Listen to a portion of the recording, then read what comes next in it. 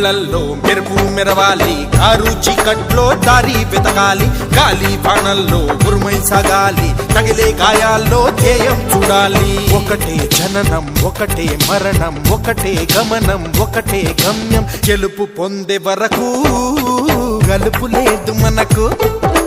బ్రతుకు అంటే గెలుపు, గెలుపు కొరకే బ్రతుకు.